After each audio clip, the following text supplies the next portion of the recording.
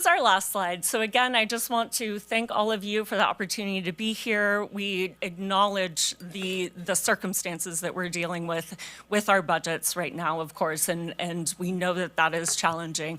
But we do ask that you consider maintaining our budget so that we can continue to provide these resources to our members of Amador County. Thank you. Thank you. Any questions from the board for Aaron? No, I just will say I think their presentation was a lot better than the one they did last time. Appreciably better. Ariel, you may know the answer to this. I know it's a lot of volunteer help. Similar to the chamber, we cut their budget and we had to prop them up for 3 or 4 years, and we told them they had to become more self-helpful. They had like 125 members, and now they built it up to 400. And we still 2 years ago, cut their budget by 1/3 because they could stand on their own 2 feet. I noticed just reading through the minutes, that there's one thing you did that the cost was $2 a person. Have you ever looked at that, of trying to become more self-sufficient because it costs $5 to walk across the street anymore? Yeah, absolutely. Yeah, please do. Hi, Chairman. To answer your question, yes, you've asked of that. You've asked that of us for years, and we have. If you go back to our pie chart, we have done that. We have started charging a nominal fee for some of our courses to the public if we need to, those sorts of things. I would also like to just again mention that the increased support by the university has increased over the years, so that has helped kind of make some of those adjustments as well. So yes, we have, if you look at our budget over the last however many years, we've had a flatline budget, but we know what flatline means. It actually doesn't mean flatline, right? It's in essence a cut, and we've been able to maintain our staffing at the bare minimum for a while, even with those beans. Got to put that in the slides. Next time. Okay. Well, actually, I'll let Ariel do that next time for you. Thank you, Chairman. All right. Any other questions? None? Okay, thank you. Thank you. Any public comment? Not at this time. Come on up. Oh. We'll get, don't worry. Morning, John. Morning, John Allen here. Morning, guys. Morning. A lot of you. So it's spring planting time. Time to put seeds in the ground and grow crops for the fall. So everybody here knows the importance of agriculture in Amador County. That's a lot of what UCC Extension helps with. They help with its productivity. They help with its success. And we know it brings in money to the county. We also know we have open space here that attracts people here to come to our county. But also, it's a place to raise kids, raise children on a ranch or a farm, and they learn how to do things, and they learn how to be responsible. So, and I can give a couple examples how it helps with us. They work on range improvement, weed control, and we did a experiment with some trackers on the cows. And with that, you can concentrate them and feed fire breaks. You can know where they are. You can put them out in the range and not have to build fences. So I want you to think of the farmer that's sitting there in the spring going, gee, I could save some money if I didn't buy seed this year, right? So what happens? You don't buy the seed, you don't have the crop. So you don't have that bountiful harvest in the fall. So what happens here, not talking about the leveraging that they do, but when Ag Extension helps people, cooperative extension, it multiplies those dollars that you put in. So you put these dollars into the cooperative extension, and just in the ways it helps people and creates economy, helps kids, helps our natural resources here, you're multiplying those dollars. So cutting those dollars, I don't think is a good idea. It's like cutting the seed. Think of the farmer sitting there. So you got to cut his seed. Well, I could put that toward the mortgage. I could put that toward the utilities or the truck payment. But no, you got to put that in the ground and get more money from it later. And so you look at also the leveraging they do with that money. They get money from other sources. So for example, those tracker collars, they're expensive. They're not there yet where the average person could afford them, but through cooperative extension and the grants they get, we can experiment with those and learn how to use them. So I think it's a really good idea to put that seed in the ground now, rather than cutting that out to use it for some other thing that's not gonna multiply. Thank you. Thank you, John.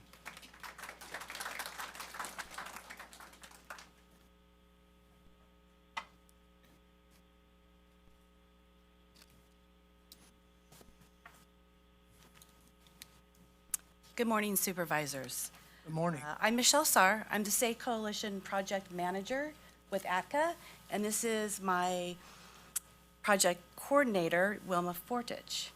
And on behalf of our coalition, I would like to express our sincere gratitude and commitment in maintaining the current level of funding for UCCE. As a program manager to SAY, I see firsthand how this investment translates into life-changing services for our youth. Our partnership with Kitty, Jolynn, and Ariel have been fundamental to our mission of preventing alcohol and marijuana substance use among Amador youth. And I'd like to turn over to Wilma to give a little more about how they've empowered us. Good morning. As Michelle said, I am Wilma S. Fortich, and I am the project coordinator for both the SAY Coalition and Voices of the Youth. UCC has helped us execute data-driven strategies. They were instrumental in helping us develop 2 surveys.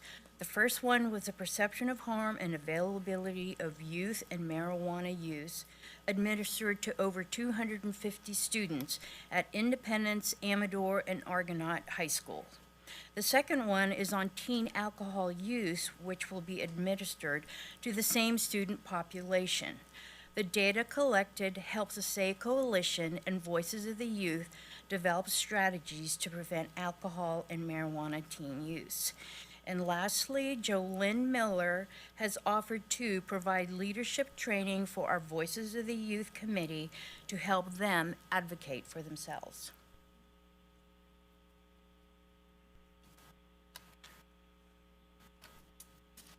We really appreciate your time today, Supervisors. It is very known to us that they are team members vital in our coalition.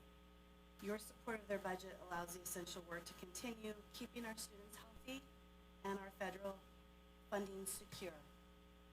Thank you for your time. All right. Thank you. Thank you for the information. Can I add a couple more things?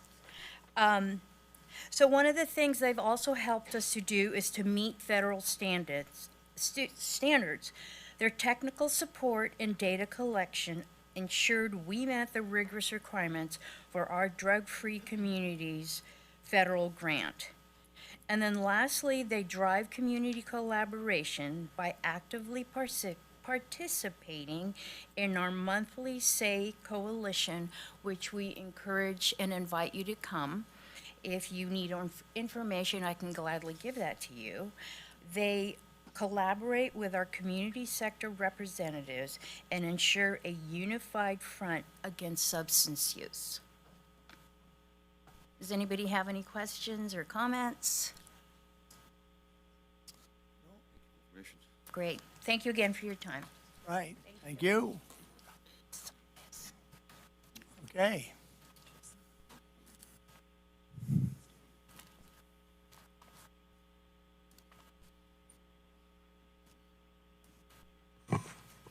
Good morning. Thank you for allowing us to speak to you in support of the UCCE program.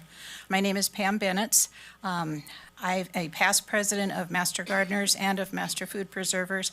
And many, many moons ago, I was president of the Amador County 4-H Council, and I was very involved with that. I'm speaking today on more of a personal note. You've gotten a lot of details and statistics and things, but I think the personal part of this is just as important. My 3 children were very involved in 4-H. Over, gosh, it seemed like 20 years we went through 4-H. They were involved with animals, basic skills, leadership, travel, citizenship. And all of these have impacted them as well as impacted Amador County. My oldest daughter came back to the county and was involved in the creation of the Motherlode Land Trust, which is part of the community composting now, the school farm. She also was instrumental in forming ACRA, which for about 20-plus years was very involved with recreation in Amador County. My youngest daughter used her leadership and presentation skills to become a teacher at Ione Elementary School, and she's nurturing our future citizens of Amador County. I tell you these because I want you to realize that all of these programs don't just benefit the kids and the families, they benefit our county because these people often come back to the county and provide great influence in the county. The other things that I'm involved in, the Master Gardeners and the Master Food Preserver Program, at least 2 Saturdays of every month, the conference room at the GSA building is filled with people eager to learn about how to garden and how to preserve the foods that they garden. This is really important in these days because of the cost of food. Everything's going up in price, and it's important to be able to use all the food that you grow, to be able to grow your own food because it's a lot less expensive than going to the store and paying the high prices. It's really important that these programs continue to exist, and we appreciate and hope for your support for these programs. Again, they don't just benefit the people involved, they also benefit our county and our communities. Thank you, and I hope you'll please consider maintaining the budget for the UCCE programs. Thank you. Hi, good morning. Thank you for allowing us to be here this morning. My name is Lori Jagoda. I have been a Master Gardener since 2019, and I am the current president of the advisory board. Master Gardeners of Amador County provide a wide range of services to local residents, and I'm not sure that you're aware, including the public education that Pam talked about. We have help desk support, we have farmers market outreach, composting resources. We provide school garden mentors, teaching gardens, a heritage rose garden, county fair participation, and an annual tomato tasting contest at the Sutter Creek Farmers Market. And we may be reaching out to you this year to be a judge. So if you want to taste tomatoes, Mary Sue and I will be in touch. Our community is able to live happier and healthier lives thanks to these services. While our annual plant sale, public donations, and partner support help offset some of these costs, county funding is the foundation that makes these programs possible. We thank the board for your past support, and without sustained county support, these essential services cannot continue. I strongly urge the board to maintain this year's budget to ensure that our community programs remain available. Thank you.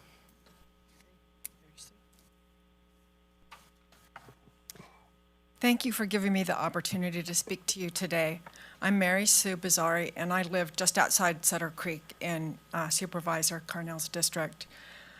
I'm here today as an Amador County Master Gardener. I became a Master Gardener in 2022. Since that time, I have logged more than 650 hours as a volunteer to the benefit of Amador County residents. Today, I'd like to highlight the demonstration site of defensible space and Firewise landscaping at the Pioneer Veterans Hall, which took place beginning in the spring of 2025. This project should be near and dear to the hearts of Supervisors Brown and Carnell, as without them, the volunteer project could not have happened. Both their support and their skills at removing plants with heavy machinery was critical to our success. At the beginning of the project, the Amador Fire Protection District provided Supervisor Brown with a hazard report. As part of our project, central to our project, hazardous plants were removed and replaced with irrigated Firewise landscaping of native rocks and plants as appropriate. The 2-day volunteer efforts included approximately 50 volunteers with support from you, the Board of Supervisors, the Amador Resource Conservation District, us Master Gardeners, the Amador Fire Protection District, Keep America Beautiful, Keep California Beautiful, and others.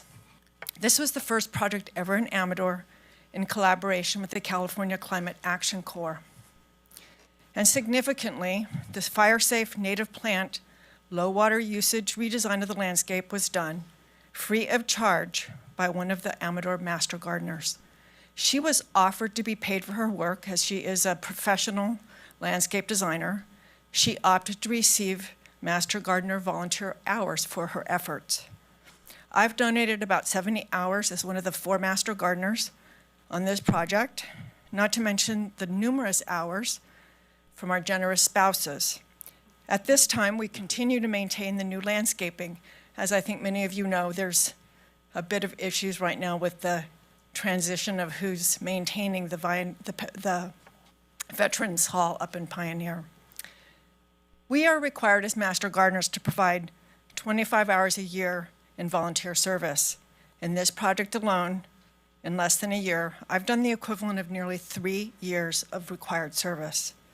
I tell you about this as just one example of where the Amador Master Gardeners are contributing and making a difference in our community.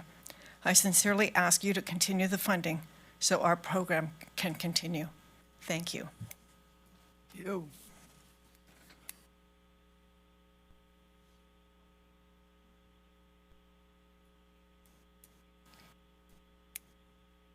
Waiting very patiently.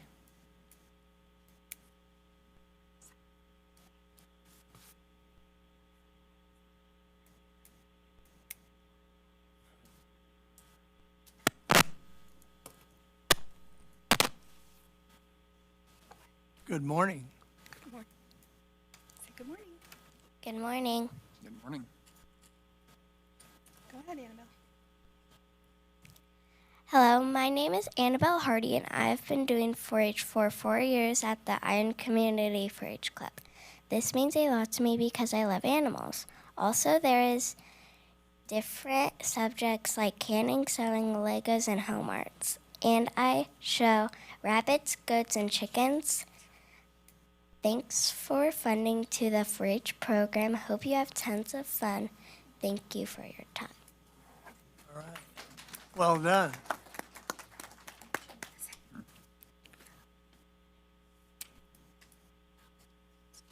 Hello, my name is Madeline Hardy. I've been a part of the Iron Community 4-H Club for 5 years. I show goats, chickens, rabbits, and many other projects. I came here today to thank you all for funding the 4-H program. We would have no clue what to do without you.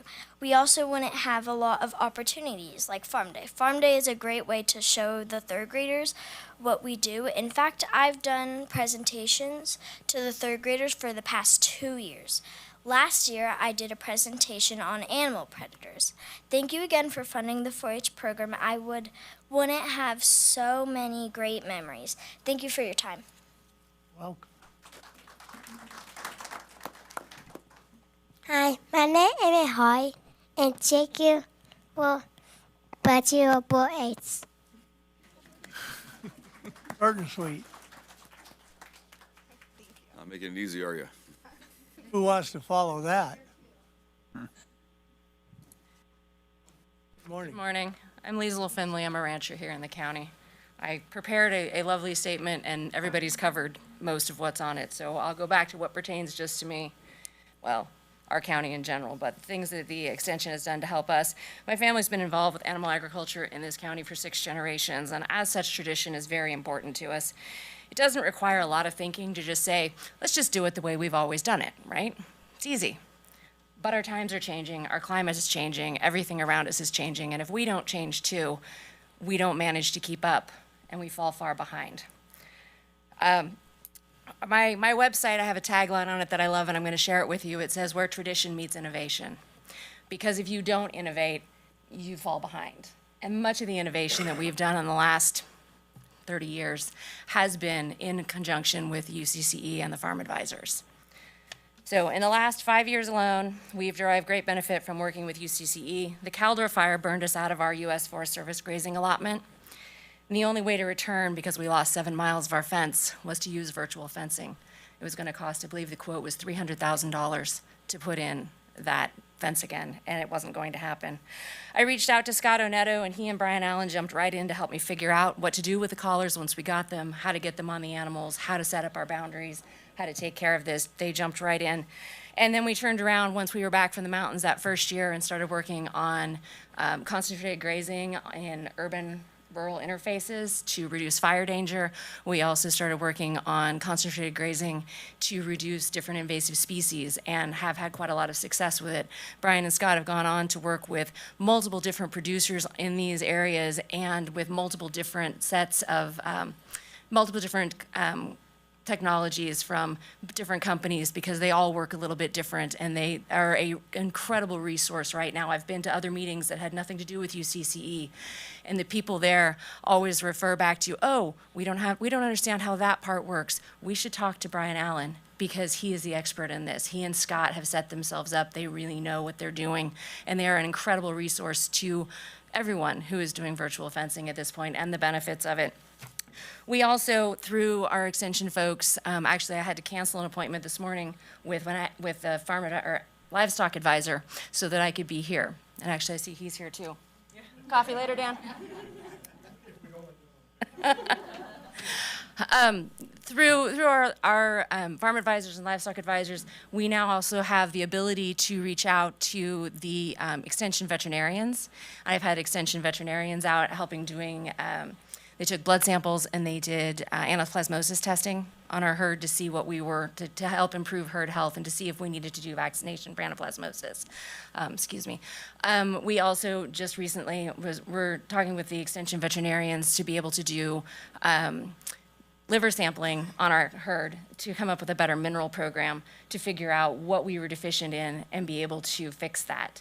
And these are huge, huge items. Also, my family has started doing selling meat by the cut, and the process of getting through the hoops the USDA has set forth in order to make it legal to sell meat by the cut for beef.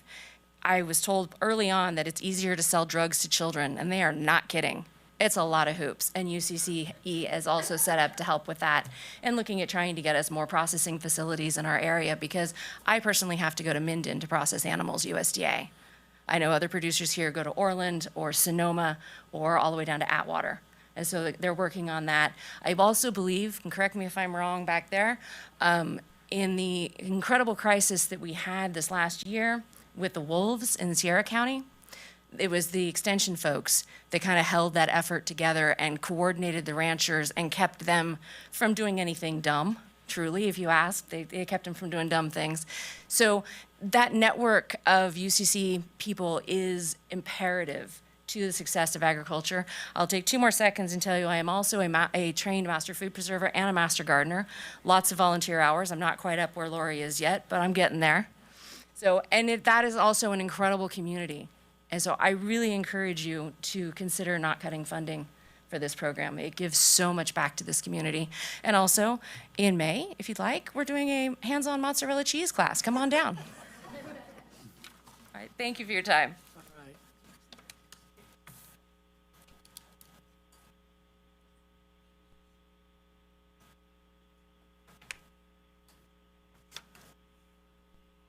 Sorry, one more thing.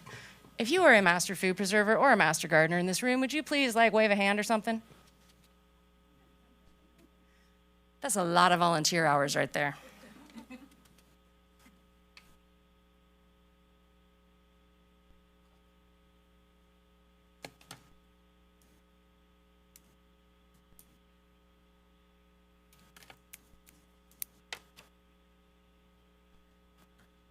Hello, my name is Amanda Watson. I work with the Amador Resource Conservation District as their executive director and the coordinator for the Amador Fire Safe Council.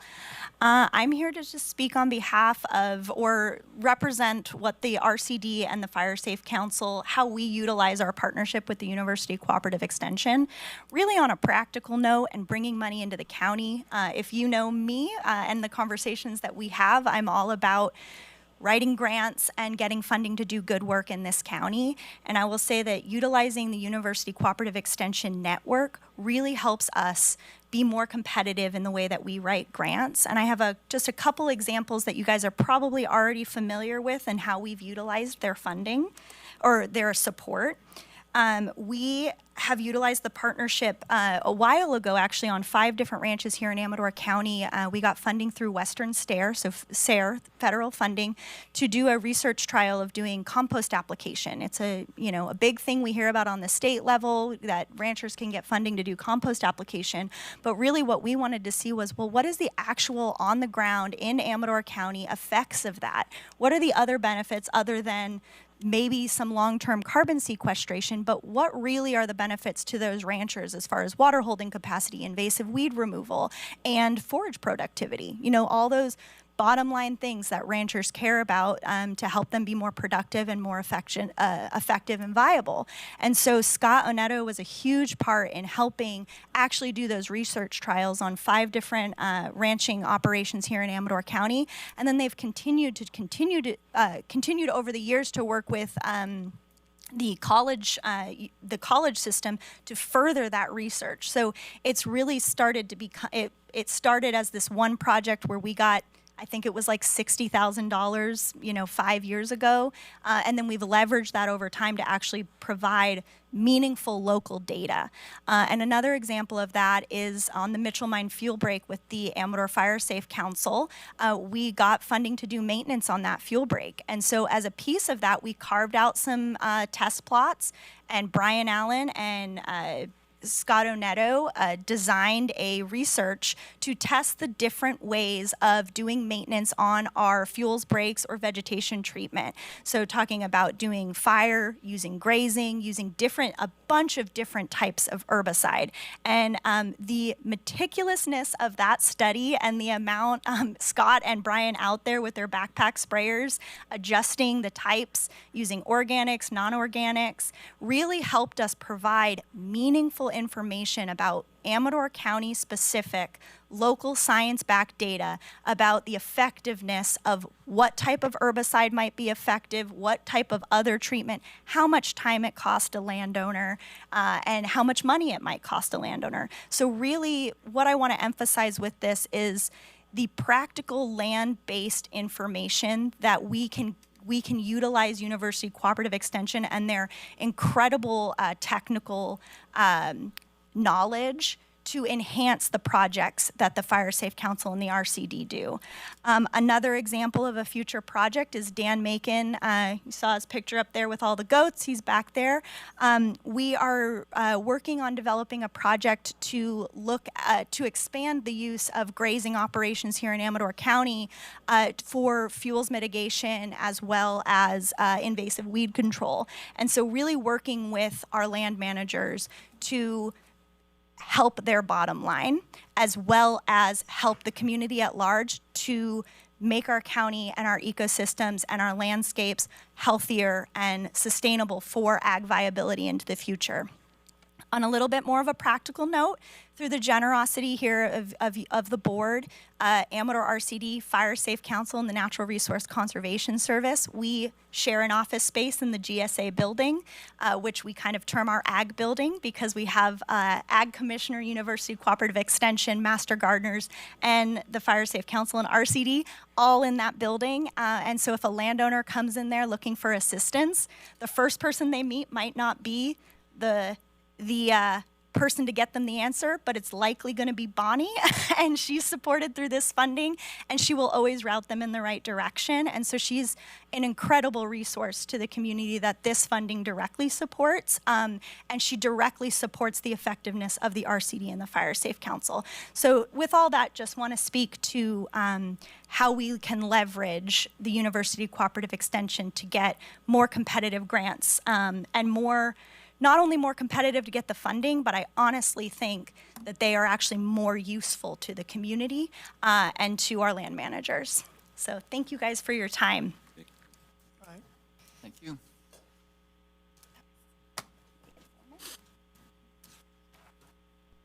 Mr. Otto.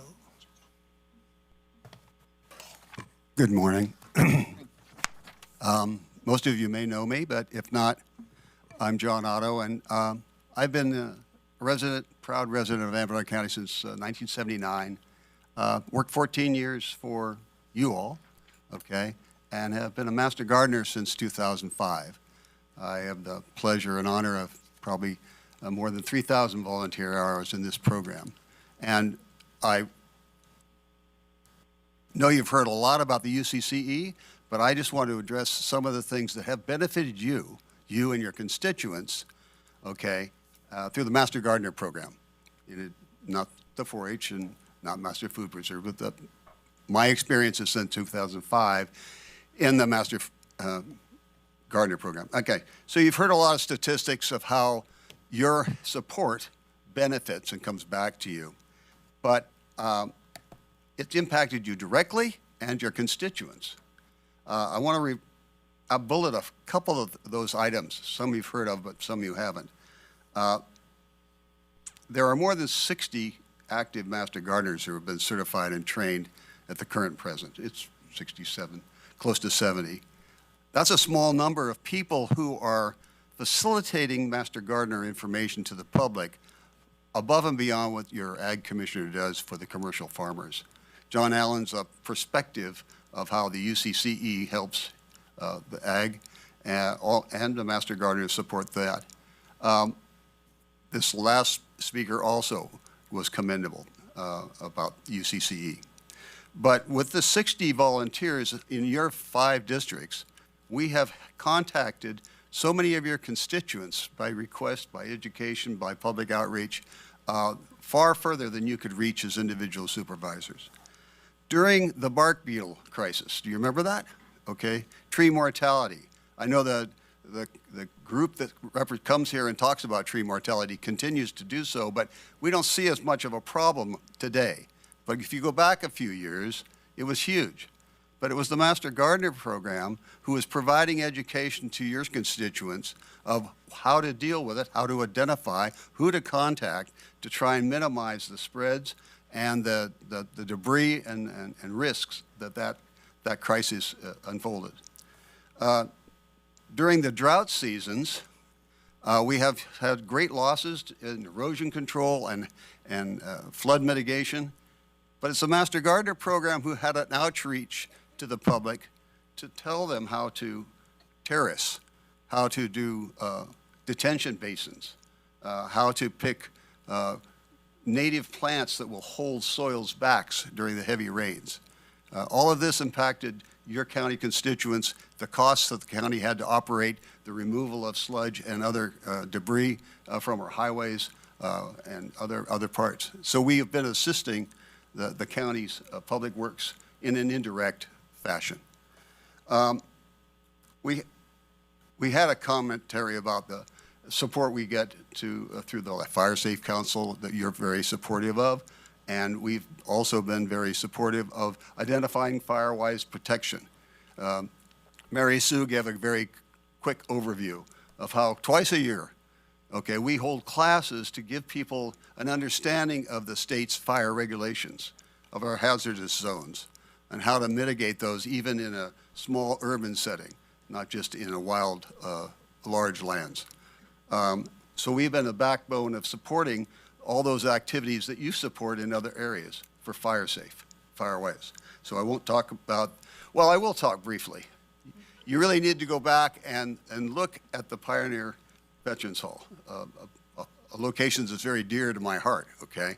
The efforts by a consortium of people and groups and funding, state and local, and yourself, to take the risks at that building and mitigate them was largely done as identified with Master Gardener help. You now have a facility that is fairly fire-wise protected, and you're now in a crisis without ACRA of how to maintain a lot of your county facilities, okay? This one is a head up to a lot of the other facilities you have because of last year's program, and I hope you're appreciative of that. The ongoing detention facilities, basins, do work. If you drive by there, take a look at it. The drought-tolerant and native material that were planted are far less of a risk to that structure.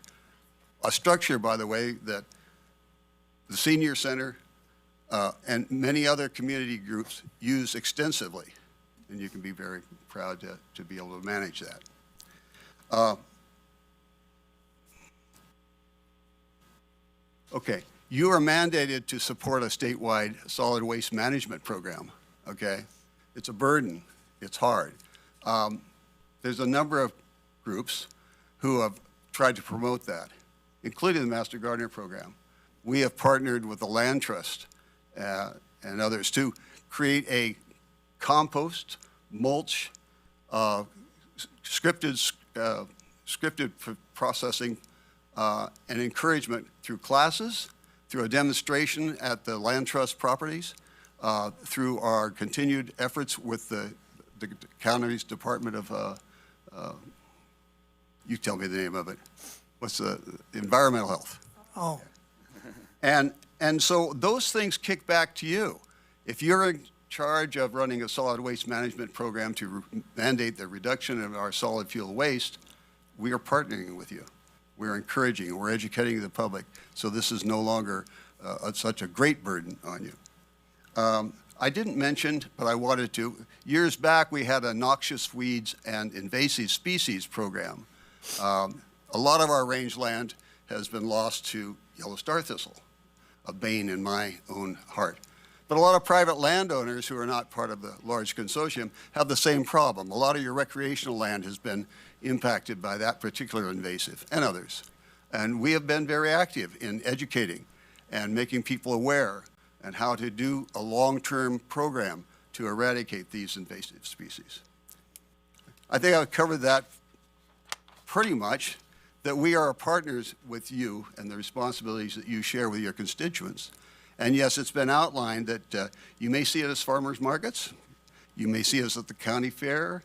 We've been very supportive of Farm Day. We have a one-of-a-kind heritage rose garden that you may think is just kind of an attractive sidebar, but it actually has a very important role to play in this county because it lets people know we have a history. We have a history in our horticulture. Roses that have been in cemeteries for 150 years. They may have been your grandfather's or your grandmother's site where you're local, for those who are local. So I strongly recommend that you continue supporting the Master Gardener program and through it, the UCCE. We appreciate the fact that we have a roof over our heads. We used to be housed in the airport manager's office, one desk and one clerk, and the ag commissioner, Del Farnham. Anybody remember him? Okay. We finally now are in the general services building and with a number of other partnered people. And we try to be good neighbors and good tenants, but we do appreciate that we have lights and a roof over our head and the ability for the public to come to one location and receive a lot of horticultural, agricultural information. And I appreciate that and thank you for it. So again, I just want to invite you at some point to thank a Master Gardener for the support they do to your constituents. And maybe if you want to get a chance to come out to a vermiculture class, that's worm composting, okay, and play with some red wigglers and maybe get some, your hands a little dirty and maybe some compost tea, we would love to have you. Thank you very much. all right. Thanks.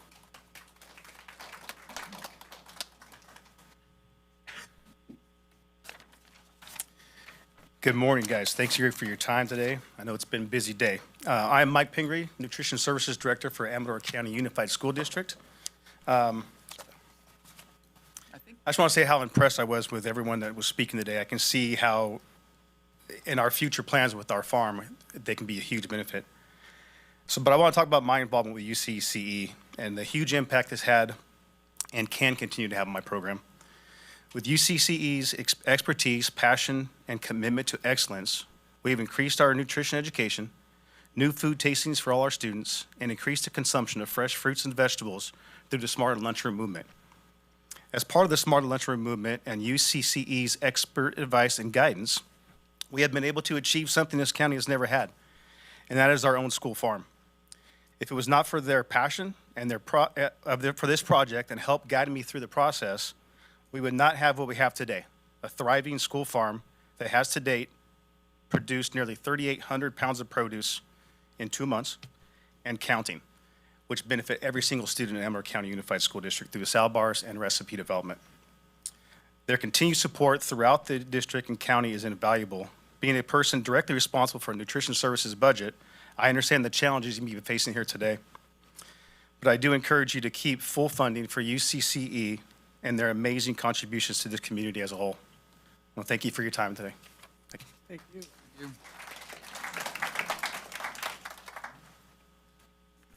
Finally. Good morning, gentlemen. I'll keep it brief. My name is Susan Masro. I'm a registered dietitian. I'm one of only maybe 3 in the county, and I just recently retired from Sutter Amador Hospital, where I see firsthand the problems of poor nutritional quality over a lifetime and decreased ability and disabilities. I joined the Master Foods Preservers program last year at a very reasonable cost, due in large measure to the University of California being willing to offer this to a person at a very low rate that would never be possible without their contributions. And since I have been helping and volunteering and helping people to preserve food safely, number one, not like grandma or great grandma used to do and put themselves at risk for all kinds of illnesses, potentially death, by botulism, not very good. But also the U.S. Department of Environmental Protection Agency estimates that the average person wastes $3,000 a year on thrown away food. And so we're helping people who are low budget to meet their nutritional needs effectively and economically at very low cost. Many of these programs are offered free of charge and for a nominal small fee. So I hope that you'll continue to provide full funding for this very valuable program that serves so many in the community. Thank you. All right.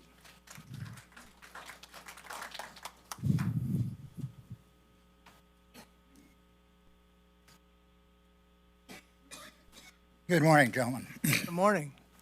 I'm John Miles. I retired University of California engineering professor, and for the last 20-plus years, a rancher in Amador County. I think you've seen the great, broad effect that cooperative extension has had and how very many people it has impacted.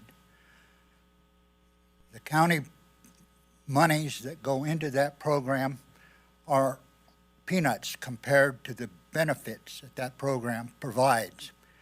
But what you do provide is the operating money, the money that can actually be used and spent by that organization to do meaningful work. And I think that it really distressed me to understand that there was a serious consideration for cutting that budget. And as I thought about it, I thought, well, Brian says that money's needed for roads. And yeah, I have Payne Road and Tonzi Road both pass through our property. And if you were to drive Tonzi from 124 to Highway 49, you would appreciate that it needs a lot. And then I live on Carbondale Road. And you just spent a fortune on a bridge in Carbondale Road over an intermittent creek on a road that's so important that you closed it for a year and a half while the bridge was built. And I have to wonder what you would do with the amount of money that would be saved by cutting this budget. You can cut it critically and not come up with enough money to buy a pickup. And I think that would be a terrible mistake. The money that could have been saved on that bridge project, the engineer there should have been fired. That amount of money would have supported this program for years. And I think that cutting that budget gives you no benefit, but only gives the agency a big slap in the face, which it really doesn't deserve.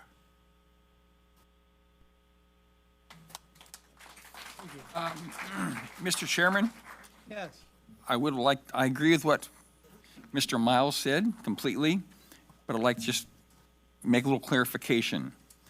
That bridge, I think, is way too big, way too expensive, not built the way I would have built it, but it is a federal highway bridge program. It's funded by the feds, and they say, here's the money, but here's what we want you to build.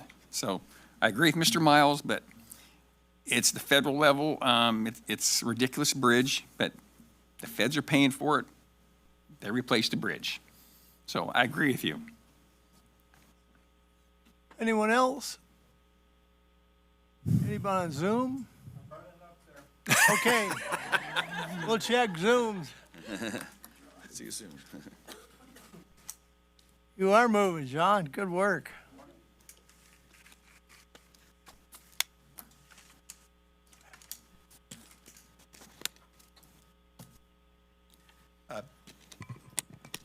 John Heisenbuttle.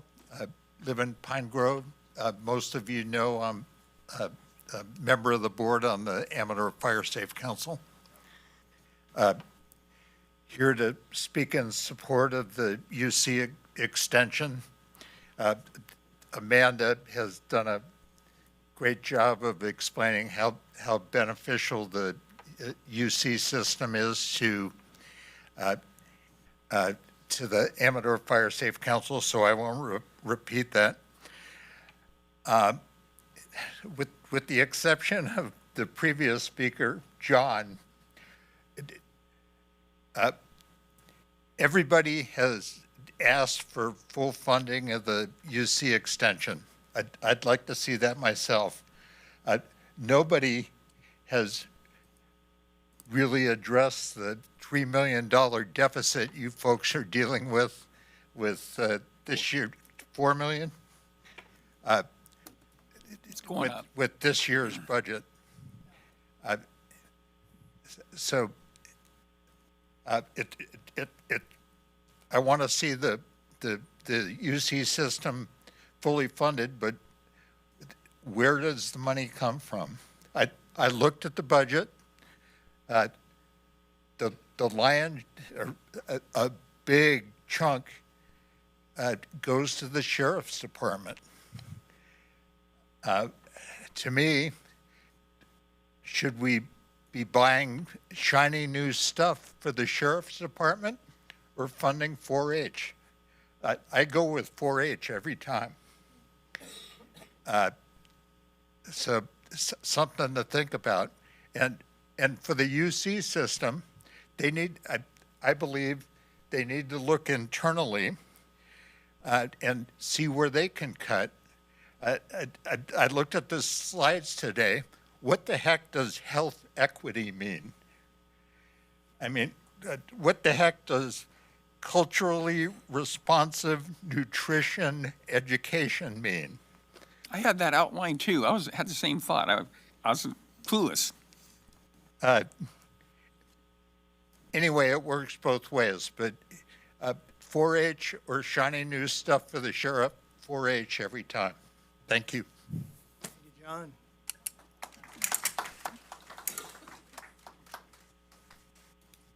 Just real quick to address those two comments, health equity just makes everybody in this county gets the same nutrition and health education as anybody else deserves. That's all that means. And then culturally responsive is just making sure that people are getting nutrition education in a way that makes sense to them based on their background. And, you know, some communities, you know, eat different things based on how they were raised, and making sure that we're not prescribing one particular way to eat healthily. That's all those two things mean. I would say in that one, you're probably getting out in the weeds, I would think. All it means is we're providing health education to everybody. So yeah, we can take the words out of it, but that's what it really means. Okay. Can I ask you a question while you're up here? Absolutely. I'm just looking through your presentation, and you've been able to increase your payrolls. It looks significantly,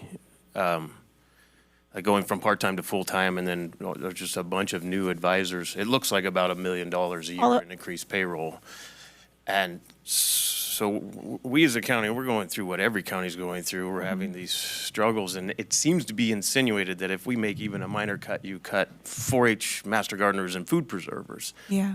Like the three So- things that would be most vital and most important to our. So we talked about that last year, and I'll kind of try to explain it again. There's completely different funding streams. The advisors and the part-time director to full-time director is completely paid for out of university funding. And whereas our 4-H program, our Master Gardener program, our Master Food Preserver program are funded out of the stream that you guys give us. So they're they're completely separate. We can't. I don't have control over that UC money. That's what they fund us and give us because of the partnership. Does that make sense? And maybe we can have a separate conversation about it. I don't know if I would use the word "that makes sense" with that, but No, does it make sense? Does it? well, it seems like, yeah, yes, that makes sense. Yeah, because like I said, the university money comes to fund particular positions. They don't give me an amount to just spend in Amador County. They fund that position directly based on that. So your payroll goes up $1 million, and we lose 4-H. It doesn't make sense. I mean, it makes sense, the explanation, but it doesn't. It's just a question. I'm just trying to figure out how we can preserve the things that are very important to this community. Right. Yeah, I mean, so the way that the partnership works is that the local funding funds the local programming, and that the university funding funds those advisors. That's the way it works across the state. Okay, thanks. So the half 4-H advisor Is funded from this money. from local money. Correct. Okay. And the 0.6 for master gardeners and 0.2 for master food preservers is funded from this money. And then the half-time administrative assistant. Okay. And like the Cow Fresh, looks like that's what, 1 1/4 staff? Sure. And that's federal funding through the CalFresh Nutrition Assistance Program, which the federal government has cut. So that program is ending. Same thing with Public Health has disbanded that program as well. So unfortunately, that's going to be going away soon too. So would you say it's fair to say, as far as like your master gardeners, master food preservers, and 4-H, you're like 1.3 employees, roughly? About 1.5.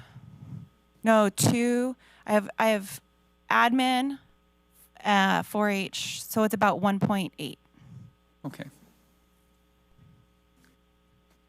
Any other public comment?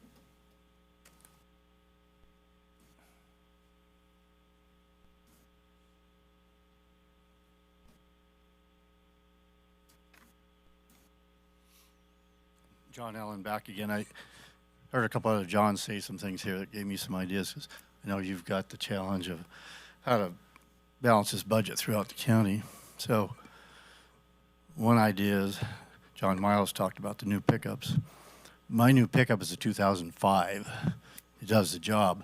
I see the county vehicles, they're all brand new, and they're full of telemetrics, and they're full of computers and stuff. I never understood that. And on another note, talk about the sheriffs. Remember back in the day when the sheriff was Babe Martin, the sheriff. And I remember one time I had to go talk to the sheriff because I was threatened out in the woods. I was hauling logs at the time. And so I wanted to go talk to the sheriff. So I went to talk to Ron Curran, the sheriff. There were no deputies. I told him my situation. I said, hey, if this guy comes after me out in the woods, can I shoot him? And he was, yeah, if it's self-defense. You imagine doing that today? So what we got today is a bunch of deputies running around out there that are right out of the post academy. So we train them, and they go on and get jobs somewhere else for more pay, and we get some other new ones. They don't know the county. So one of the things I think could be done is look at how the sheriff's operation works. And also, they're up at the airport, taking up part of the airport property with sheriff buildings, and several of them. We're getting off the subject a little. Well, the point I'm getting at is you've got to cut somewhere. And so if the sheriff's taking a large part of the budget, maybe you should look at the effectiveness of how they're operating it. And I think you could probably find more money there than you're trying to take from this program. That was my doing point. that. And with the vehicles, if Public Works needs the money, I know the roads are bad. Shake Ridge Road, that's aptly named in today's world. Used to be smooth going up there. Back in the 60s, that road was always smooth. Now we got more cars, but we got more gas tax, and we have a worse road. So I think you look at Public Works and how they're doing their job and why they need new vehicles to do it with, I don't know.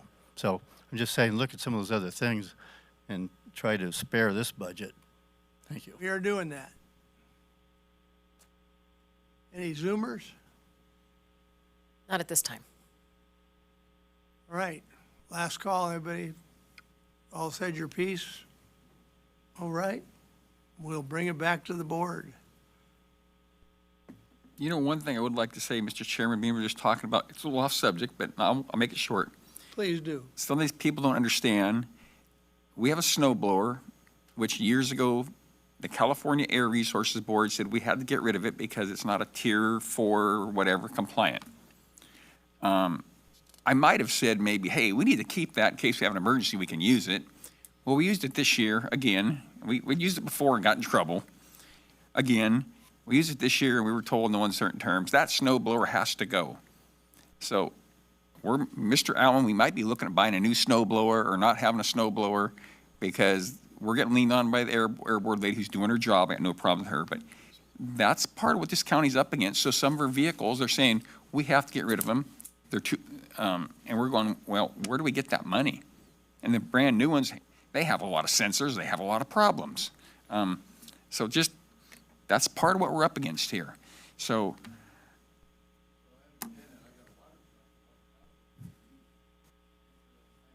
yeah, it's killing small farmers, small business, but that comes straight from your government. I'm done, Mr. Crew. All right. I really appreciate all the information we've gotten today. Much different presentation than last year. I appreciate that. Supervisors? Well, I got a lot to say. We still got a I don't $3 wanna million monopolize it. deficit. So Pardon? we still have a $3 million deficit.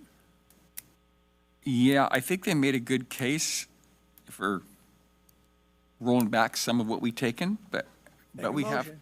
we do have that deficit. There's small fish in the bowl as far as dollar-wise, so I get that. But it's, I also look at our roads and I look at the deficit, and I think some people have brought it up. The sheriff is a big fish in this bowl. I don't want to see a sheriff's department non-functional, but hey, I get it. There's only so much money. How are we going to do this? But I would say, example- pardon? As an example for the public, we asked the sheriff to cut his budget 5%, where yours is 34. His 5% is almost $1 million. So it gets to be the difference of, there are some budgets like the archives, 5%, the only employee they got, they'd have to go to part-time. So you have to balance it a little bit. You're not wrong. I just want to, if the sheriff and probation don't play along, we can't cut enough from everybody. They're not funded only from the general fund either, that's the thing. A lot of that money they get from grants is like just the same problem you guys experience with that. They are funded partially by us, but also a lot of money that they bring in that we don't even have control over by and large. I do have a question for either Ms. Rivers or Ms. Miller. And I see you're adding new positions, like I think there's the Indigenous Disaster Resilience Advisor, and I think the Community Nutrition and Health Advisor are fairly new too. Are those funded solely by the UC system? They're funded through the University of California, yes, through that funding stream, correct. Same as the farm advisor, me as 4-H advisor. Okay. Yeah, that's the question I had, because it seems like it's getting bigger. I'm not sure sometimes there's that much benefit to the community on some of these positions. I think the benefit to having these advisors is that we're able to bring in these hundreds and $1,000s worth of grants. But the university's funding it, that's not. Yeah. I'm not too worried about that, other than my state and federal tax dollars, how they get pushed around. Yeah, but I think what they do though is they also support, like at me as 4-H advisor, I'm currently working on writing a grant that will bring in some money to help support the 4-H staff person by like an extra 10% time to do a particular course of education, those sorts of things, where those staff members that are local to the county, they're only part-time, they don't have time to like write grants to help support their funding. So having these advisors Is help- helpful. Right. And these advisors can also, even just some of the ag advisors can write grants to hire folks. So you heard the name Brian Allen a ton. He's funded through grants that Scott Oneto has got. And so his entire position is because Scott Oneto has been an excellent grant writer, and he's been able to fund this person to do all of this excellent work, right? And so that's where that leveraging of funds becomes critically important.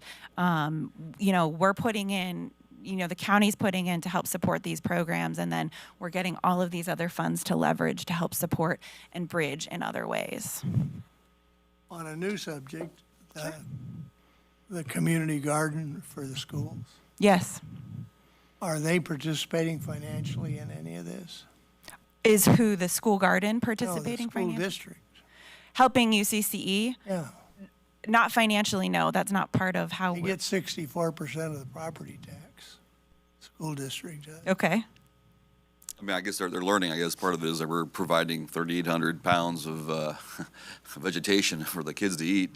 But How does that translate? you give that to the school district? Well, we're not running the garden. We're just helping provide the expertise, the knowledge to help them start their garden. So what we did is we provided the education and the technical expertise. I think with that maybe going back to a little bit is I think the county went and did a project to make the school access better up at the Pine Grove Volcano intersection. I think the school district put $0 towards it, and it was in the millions. And I think, maybe what they're, I'm not against it. I think the school guard's a great idea. Because the food we get anymore is, I try not to buy a tomato at the store because you pay money and they're not worth eating. So I get it. But it'd be nice if the school might kick a little money back towards you folks, and maybe you might be able to reduce your pull on the county. That would really be nice. Yeah, I mean, I think that all of that is extra, right? So all of that is absolutely something that we can work towards, but we can't work towards some of those extra funding streams unless we have this solid base of just basic funding from the county. We can absolutely work towards contracts with school districts for fee-for-services and things like that, but the base funding that we're asking from the county is necessary so that we can do those extra things to bring in more dollars. I think I'm more confused now than when you started with that comment. Okay. But anyway, I think I know where you're going. I'll say this. I like 4-H. I love 4-H. Hey, I went through it some when I was a kid. My brothers did. I probably bought too many animals. My wife said we need more. So, yeah, I like supporting the program, at the fair and stuff. I just say this, and I love, and I'm so thankful for all of our friends and families that come to the fair and purchase animals and all of that. And those kids that benefit are incredibly grateful, and we're so thankful for them. But that money goes directly to that kid instead of benefiting all of the youth in Amador County. We know. Yeah. Yeah. And so so I just wanted, again, the money that you support and provide helps all the youth in Amador County. Thank you. I'm sorry. I didn't mean to explain something that you already know. No, that's fine. Bought 12 animals last year. They tasted good, right? One more Kids thing I have to thinks I'm say. giving away her inheritance. One more thing. We are talking on April 28th. We're talking, it's not the full county budget. It's just some real important items. We're talking about probation, sheriff, and roads. I would love to see folks come on April 28th and weigh in. That's where we're going to be making the sausage. Works too. Yeah. Well, I said roads, I meant public works. You're correct, Mr. Chairman. It's noted. I've written it down and put it in my back pocket. Yeah. It's, I'm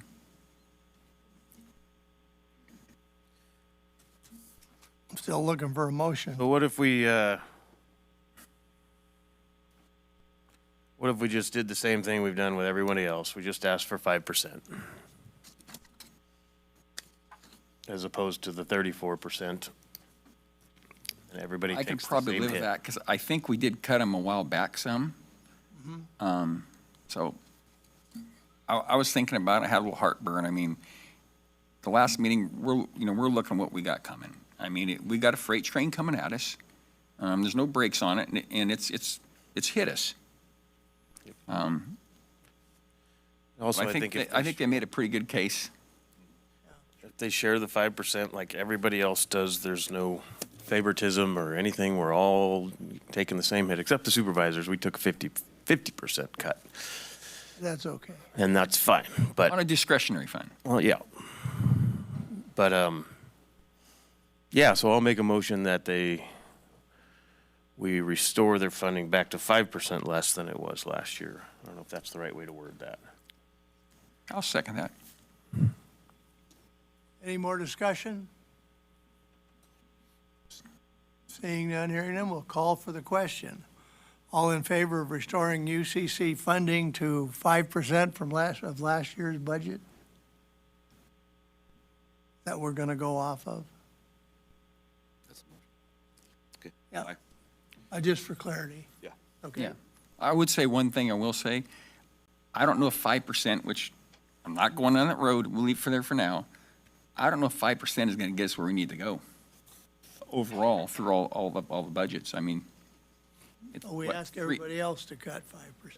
3 million, 3.5, 4, it's kind of, it's a fuzzy number right now, but that's a lot of money. But for now, I guess 5% will work. That was the motion.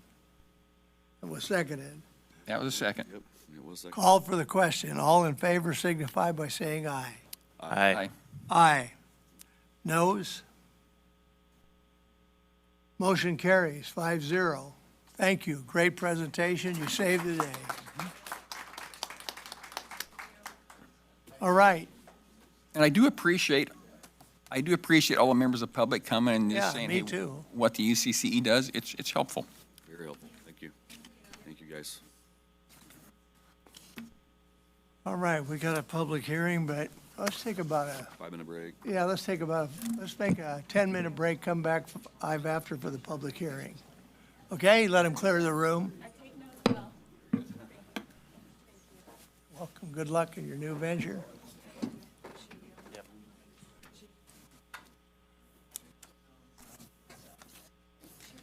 You took my advice. You showing up made the difference. You sure you don't want to run? I didn't get one. Oh, but. Oh. I told her, I talked to her Friday. I said, Oh, no. it'd be a good Oh, idea good. if you showed up. Oh. But they still, we get to do this for a nominal fee. Oh. Why should it be nominal? She told me, you mentioned that last couple. I'm gonna keep mentioning it. Yeah, Why are we giving them for $2? yeah, that's what, Guarantee you should pay 15. yeah.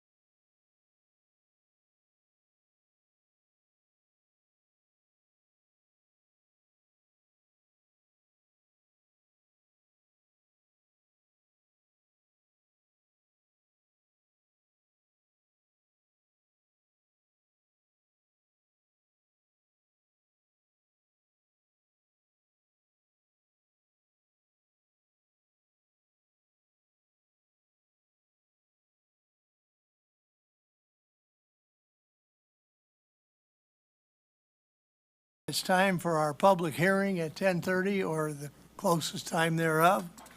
Surveying Department. Steve, you're up.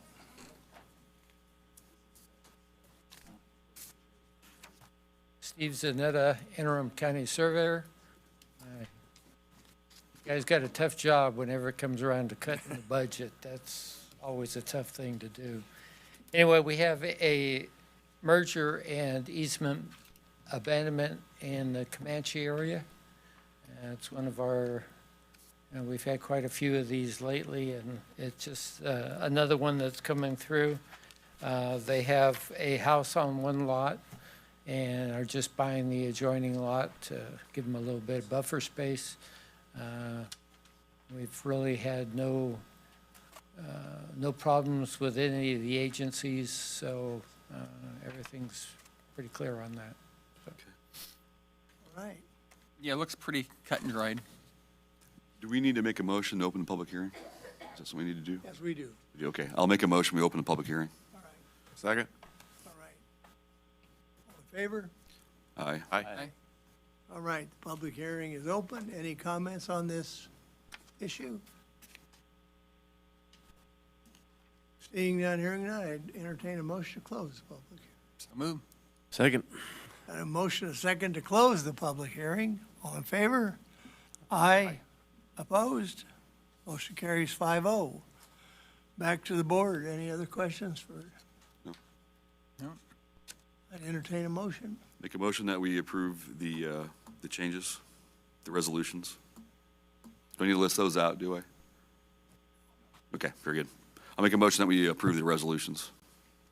Second? All right, we had a motion by Supervisor Epperson, a second by Supervisor Brown to adopt the request for the Maddock merger. Won't read all that. All in favor signify by saying aye. Aye. Aye. Opposed? Motion carries 5-0. Thank you, Steve. Thank you. Now we'll come back to the regular agenda. It's a song and dance we have to do. We're going to go to 5D, request for amendments to the Amador County Tourism Marketing District Management District Plan. Hello. Hello, welcome. Thank you. It's been a while. I'm Laura Waltz. I am the Lodging Alliance Administrator for the Amador Council of Tourism. This is George Eckert, the chair of the board. So we are here today because during the process of implementing the plan, the board identified several areas where clarification and refinement of the district plan were necessary to ensure transparency, accuracy, and effective administration. So those are as follows. On page 7, item 1 is an establishment of a cost reimbursement. This had previously not had an amount designated. This caps the amount that can be used from TMD funds to repay the expenses incurred in the formation of the district. We have capped that at $10,000. Appendix 2, beginning on page 25, is the detailed and comprehensive list of assessed lodging businesses within the district, which will help provide greater clarity regarding the district participation assessment applicability. Now, again, this is limited to the properties that we know of, so that we have been able to pull from county and city lists. Obviously, the issue of unregistered short-term vacation rentals is a separate issue. So those are, if we don't know about them, they're not listed. Quick on that question, just to clarify, so I think most people are signed up with Airbnb or one of those other vendors. Are there quite a few that are not signed up with a vendor? And then the vendors, they report to you or to us, however, I think is how that works. I think I'll let county council speak to what we get from Airbnb, or what you guys get from Airbnb. Airbnb sends the county one check. Okay. It's not earmarked by who sent it. It's not listed, it's just No, okay. It's just one payment. All right. And so now it appears that, at least my understanding, it's hard to get to get contact with Airbnb to get a really straight answer, but I think it's our understanding and HDL's understanding that Airbnb is going to collect the TOT and the TMD. the assessment together. Okay. And then deliver it to the county. For the county properties, Right. because the county has an agreement to collect the TOT directly from Airbnb, the cities are still going, the cities, the short-term vacation rentals owners will still pay the cities for TOT and then pay the HDL for the TMD. But it is our understanding. Now, my understanding is there's a new state law that will allow jurisdictions to request more information from Airbnb, but so that might change the dynamics and the properties that we're able to assess. But as of now, what is in this appendix is all the properties that we know about. So is it going to be, they're just pulling 12% across the board, and so it will be easy to figure out that 2% of that goes here? Because it seems like there's no way to figure out who gets what. Theoretically, yeah, it should be 2%. It should just be 2% of the check. 2%, yeah. Oh, no, not of the check, but of. But yeah, we'll need a way to, at least at present, verify who's paid from the county. So we're working on our end, and HDL is working on figuring. We're going to try to talk to some of our members and see what they get from Airbnb, because what is probably going to have to happen is that they're going to have to show HDL what should have been remitted on their behalf by Airbnb. And then in theory, there will be a reconciliation process. But we don't really know yet. You guys probably haven't received this quarterly payment from Airbnb, so there's still some stuff up in the air. It might be less work to go mow lawns for the money or something. This sounds like it's going to get really complicated. You know, to be really honest, from our perspective, the thing, I think we're trying to keep this as simple as possible, because from our perspective, the majority of our funding, if you guys all recollect, it comes from the hotels. It's not coming from the short-term vacation rentals. I think it's more of a how do we make it simple on the county side to reconcile, you know, and we're going to work with HDL to try to make sure that we can make that as simple as possible, because it's not a ton of money probably on our end. It's just we don't want it to turn into a nightmare. I don't want to Simple would be nice. Yeah.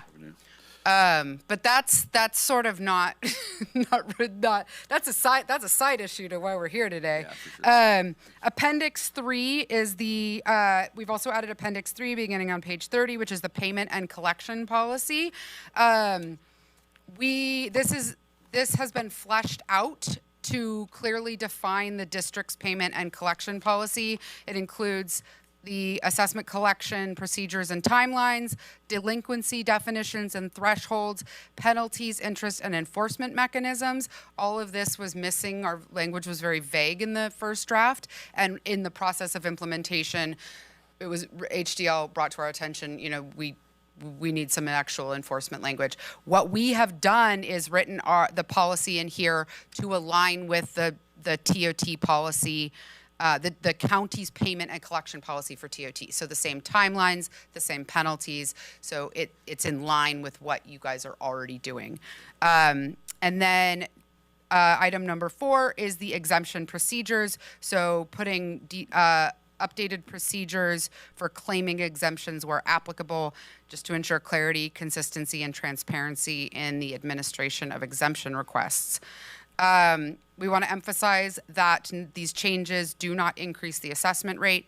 They do not modify the district boundaries. They do not change the method or basis of assessment, and they do not alter the core purpose of the ACTMD. They're administrative and clarifying in nature and intended to ensure the district operates efficiently and transparently. What we are asking for today, and Greg can correct us if we're wrong in terms of the process of this, is adopting a resolution of intention to amend the management district plan and setting a public hearing to consider approval of the proposed amendments. You know, question for you. Yes. On your, under reporting and remittance, you have bullet point number 4, item 4, trust obligation. All assessments collected by an arbiter shall be held in trust for the count of the ACTMD until payment is made to the collection agency.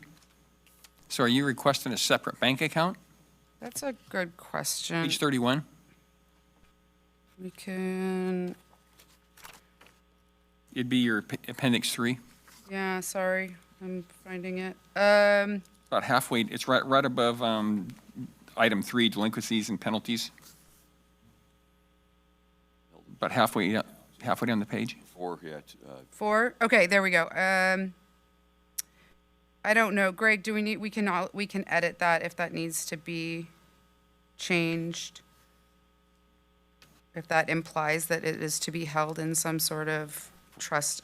All I'm looking at, some of the small operators, you know, it's like a mom and pop. It's pretty simple. You know, that's gonna put one more thing they have to do.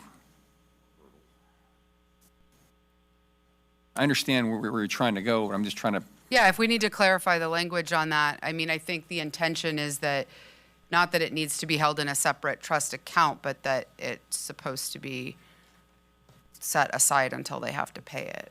Yeah, I would not interpret that as requiring it to be sent somewhere to a third party or a separate bank account. It's Okay. just indicating that money is earmarked for the TMD, and it should be. It's essentially that it's been, and this is, that I will reference because I am an operator as well in hotels, when I collect TOT and TMD in a bookkeeping capacity, those are kept separate from revenues, so that then when they are paid out, they are paid out. It's not like you're keeping an account of what was collected. It's not necessarily a banking issue, yeah. Doesn't sneak up and get you at the end of the year. Because otherwise, yes, it sneaks up and gets you, and then people go, I don't have the money. And it's like, well, you're supposed to allocate for that. It's also not your revenue. It's the same way that the TOT is a tax. It doesn't go into, it's never supposed to be your revenue. Any other questions? I have one question. So because of the lack of teeth in this last one, I got the sense when you first came here that there an overwhelming majority wanted to voluntarily pay, but then I'm looking at the numbers that have come in and they didn't. Is it because they didn't think it was fair? No, it's a few things. It is HDL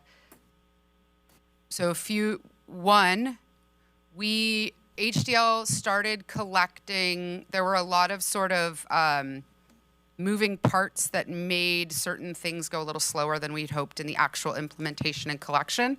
So starting in July, we started sending communication to all of our members. We started sending, emails, phone calls, letters where we could. We still didn't have great mailing addresses on a lot of people. The hotels, a lot of them over the summer had a really hard time getting Expedia and Booking.com to properly update their websites to reflect the new assessment, which meant that they weren't able to pass it on to the guest. So what we did for that first quarter of the assessment was basically said, if you've been able to collect from the guest, we will ask you to remit those, but we're not going to make it mandatory for that first quarter. We also had a bunch of the upcountry properties that had, were already kind of exempt because they'd all been prepaid, right? Like we had already decided that they were going to be exempt. We weren't going to make them pass on a new assessment to people who'd already prepaid. So that first quarter, we actually haven't collected anything yet because we have to go back and figure out who all those people are that even collected. And so then HDL started collecting in January for October, November, December. We have a number of properties who we know are not opposed, but for some reason or other, and I think it's just administrative, they have not remitted payments yet for that quarter. I think that because this is new and because it's taking people time to set up their accounts and figure out how to pay. I'm still getting a lot of questions on how to pay. I know the county tax collector's office has been getting questions. So I think it's more process than actual compliance issues. We also are not, until we get this penalties language into the plan and approved by the board, we're not levying any penalties. So it is a little bit more just nagging people instead of like fear of, because those 10% fees add up quickly if you're a bigger property. Like that's a reason people pay on time. Right now, they're just kind of slow rolling it, so. But that's also why we really were like, yeah, voluntary is not actually going to work out in the long run. Do you still love this? I don't think it's going to be great. I just think it's anytime you're trying to do something new and herd cats, it's challenging. So you haven't lost your... No, I'm a big believer in these things, and I Okay. think for Amador, this is going to be great. I mean, I think tourism is one of the few industries that is going to return value to the community as a whole. The money that we're going to spend is going to bring people in and bring TOT in and bring revenue into the county. And I think that it seems like we have a new board that's full of people who are excited. It's just, it's all volunteers still for the most part in terms of like the board and the heavy lifting. So I think it's going to take a while to get, we don't have enough money to hire staff really. So that's where. And we really are motivated to bring visitors into Amador County. We're all residents of Amador County. As she mentioned, we're all volunteers doing this on our own time without any expectation of remuneration other than the satisfaction of being able to showcase our county to visitors from around the state and around the country and around the world. We do participate in travel shows. I was here with the presentation a couple of weeks ago when you graciously granted us some funds. We're going to spend that money as wisely as we can, but in order to collect the money, we need to have teeth to enforce the collection. And part of the problem that we had with contacting these people is we didn't have their addresses. I personally spent at least a dozen hours going through tax records to identify mailing addresses for the owners of these properties. We knew the properties were there, but many of them were owned by out-of-town people. We can mail something to the property, but if nobody's there, if the owner's not there, they're not going to know about it. We have had people say, well, I didn't know about it, that's why I haven't collected it, and that's why I'm not paying. But we're working through that process. And as we go forward with some teeth in the plan to be able to enforce collections, I think that we're going to be able to collect a lot more money. We'll get a lot more cooperation, and we look forward to this thing perpetuating itself and just growing and being better for the Council of Tourism and for the county as a whole. One thing I would say is you're talking about the tourism, wanting people to come, which it's, you look at Shenandoah Valley, the wineries are struggling. I'm hearing as you get more and more VRBOs that it's not quite as lucrative as it was because there's more competition. But not to be beating a dead horse too hard, but we're just talked about a claim in there today, which I've checked the council to make sure I could. And it was some out-of-town people going up to buy some wine, and they wrecked 2 tires on Old Plymouth Sacramento Road. And so I would just appreciate your folks' help as we try to find a way to get more money for our roads, because we drive on them and they wreck our vehicles. People coming out of town, when they wreck their vehicles, they're not quite as liable to come back. Well, I drive Old Sacramento Road all the time, and I know all the potholes, at least I hope I do. My wife doesn't think I do. She says I wrecked her front tire one time, but I understand that the roads are difficult. Shake Ridge Road, which we use to try and get up to the Sierra, is always a problem. But as far as tourism, the tourism is mostly concentrated, I believe, in the area like Shenandoah Valley, Sutter Creek, Jackson. Those are the attractions that bring people to the county. And upcountry, obviously, with skiing and winter recreation and things like that.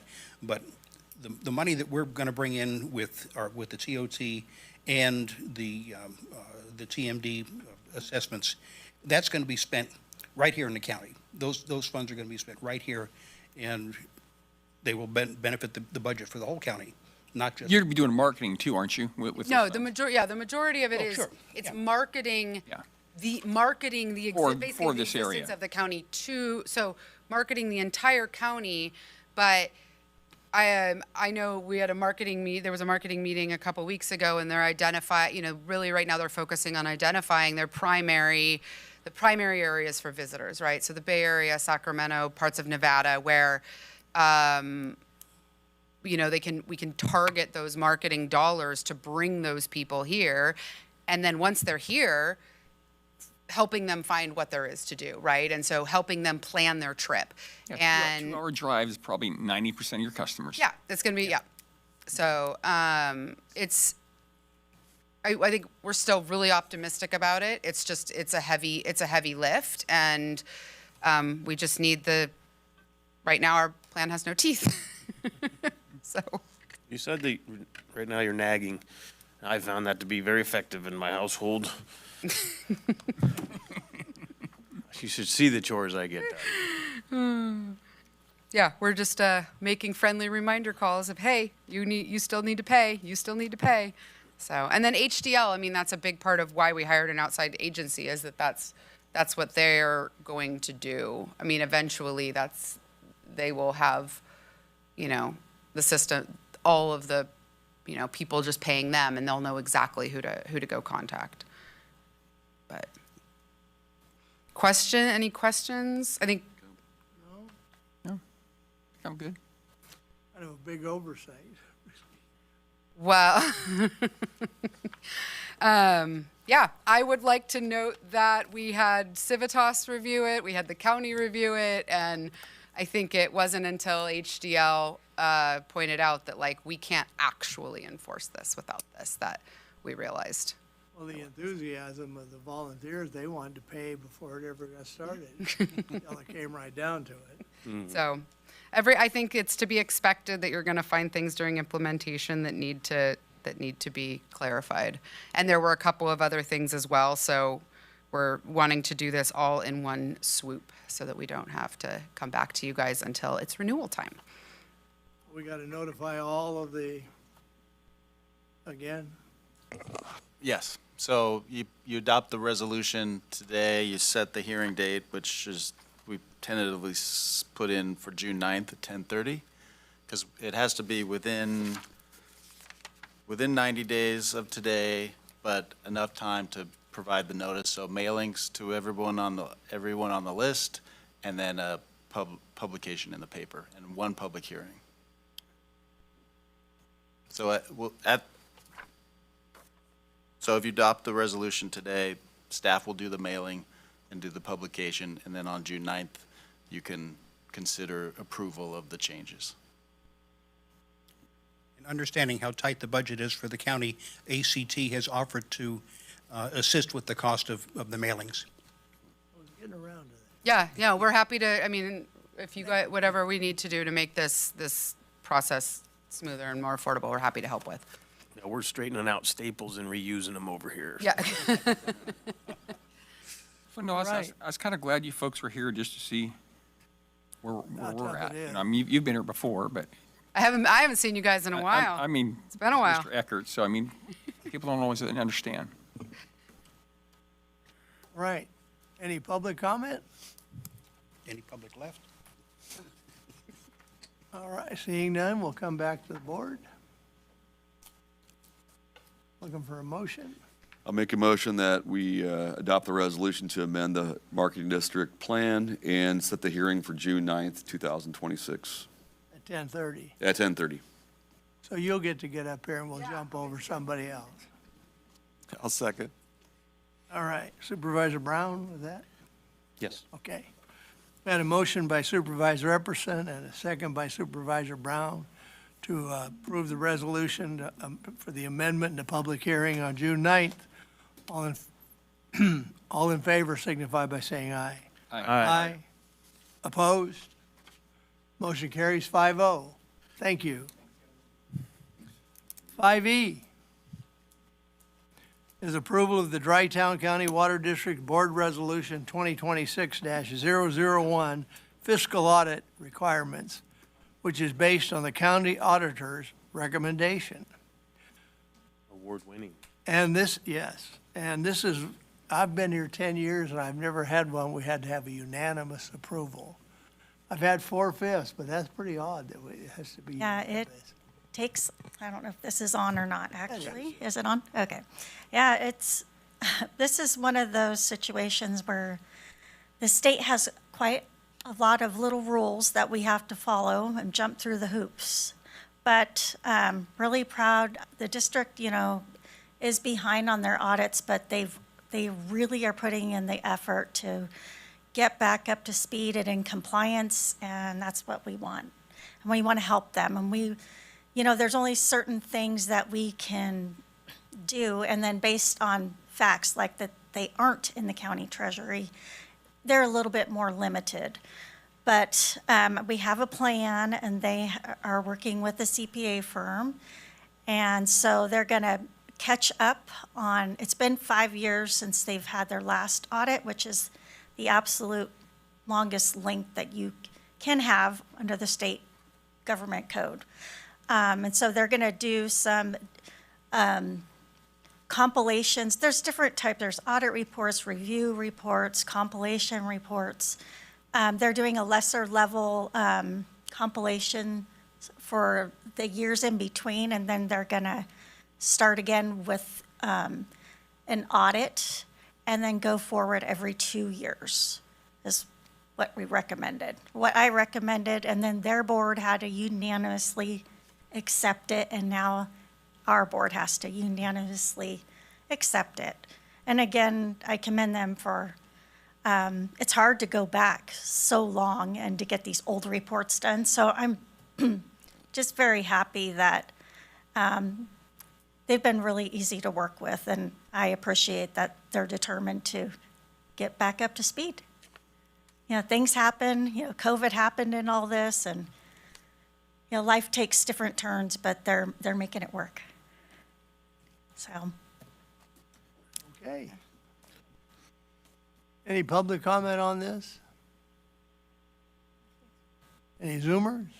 Not at this time. All right, I'll bring it back to the board. Well, looks like it's pretty straightforward. So Yeah, pretty routine. I'd make a motion that we approve of Drytown County Water District Number 1, completing the financial statement compilations for the following fiscal years: fiscal year 2019-20, fiscal year 2020-21, fiscal year 2021-22, fiscal year 2022-23, and also completing a financial statement audit for the 2 years ended June 30th, 2024 and June 30th, 2025, and so forth, going forward with biannual financial statements audits covering every 2 fiscal years. Yeah. Does that work, Tracy? It absolutely works. I'll second. Thank you. All right, we had a motion by Supervisor Onetto and a second by Supervisor Brown. All in favor signify by saying aye. Aye. Aye. Opposed? Motion carries unanimous as required. Thank you very much. We really appreciate it. And as Supervisor Carnell said, I'd like to thank our award-winning auditor for her efforts. Oh, well, thank you. I'll keep trying. Yeah. Thank you. All right, 5F is consideration and possible selection of a planning commissioner to fill the seat of District 3 on the County Planning Commission effective April 14th through December 31st, 2026. Discussion and possible action. Well, if the board does not mind, I would like to nominate Justin Reese as my planning commissioner. Okay. Between the two of them.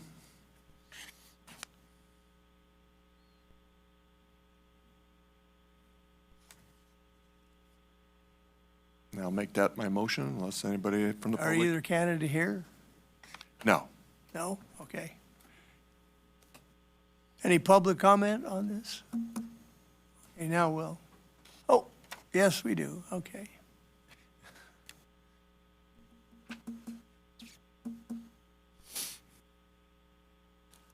Jerry Poor, Planning Commissioner, District 4, and I support this appointment. That's it. Thank All you, right. sir. Thanks, Jerry. I thought, what are you going to be, take 2 seats?